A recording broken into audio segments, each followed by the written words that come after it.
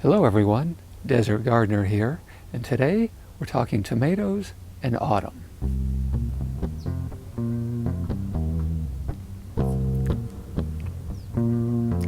So I meant to put this video out in October, but I got a little busy and it's early November now, but most of the information is going to be pretty much the same. So what do I do in my tomato garden at the end of the season? Well, first off, I stop fertilizing. There's really no reason to fertilize anymore. The plants are going to be dead in a month or two, so there's no reason to fertilize anymore. The next thing I do is adjust my watering. In the height of the summer, you really have to water a lot because there's a lot of evaporation. But this time of year in autumn, you really don't need to, and I begin lowering and lowering the amount of water based on how hot it is during the afternoon.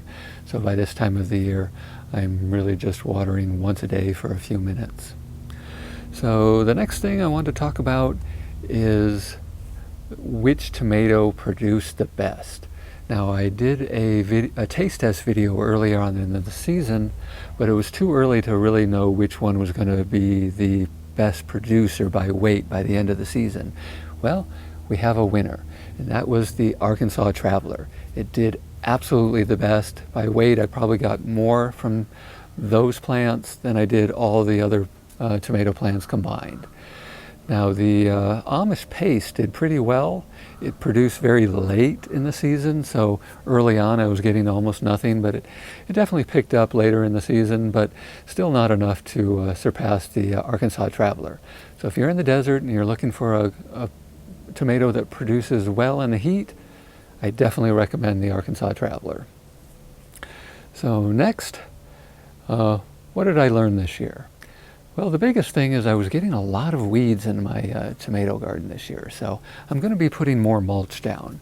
I usually just do about an inch of wood chips. I'm definitely going to double that this year and see if I can keep the weeds down. Now, just for some more general tips, and I think I've talked about some of these things before, but I definitely recommend trimming off any dead or dying leaves and branches. That way the tomatoes, the plants won't try to put energy towards those leaves and branches that are going to be dying anyway. So trim them off and let the plant put their energy someplace else. But I definitely don't recommend trimming the sucker branches. There are a lot of YouTubers that recommend that, and there are certain advantages if you live in really cold regions, but if you live in the desert like myself, there's no reason to cut those off. Just leave them. I do recommend, however, trimming lower branches. You don't want branches lying on the ground, and you want good airflow, but leave those sucker branches alone. So, and of course, I know I've mentioned this before, I always plant green onions around my tomatoes.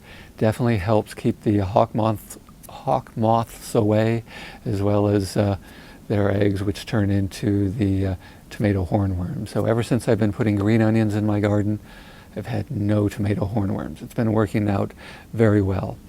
And the last thing for tomatoes is do not plant your tomatoes deep. I know that's another myth, and I've talked about it before. A lot of YouTubers recommend you plant your tomatoes very deep. Turns out there really isn't an advantage to doing that. I've already done 2 videos on that, so if you're not familiar with that, I'll just link to those and you can check them out. And I am going to be doing a 3rd video on that here shortly. So if you want to see that, you're going to have to subscribe. And last but not least, I wanted to talk about overwintering peppers. Now, I did a full video on that a while back as well, and I'll link to that below as well if you're interested in doing that. But there is one thing I forgot to mention in that video, so I thought this would be a good place for it. And that is, before you bring anything indoors, set that pepper plant down, give it a good misting or a good spray with a hose. You want to get off any dust, dirt, and especially any insects that might be sitting on it.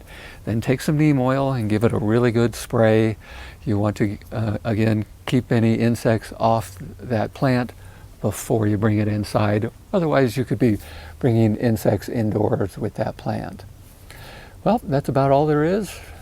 It's the end of the season now, so now's a good time to start purchasing your seeds for next year. And if you want to, like I said, see those other videos, I got the link down below. And if you want to see more, you'll have to like and subscribe. And I'll see you in the next one.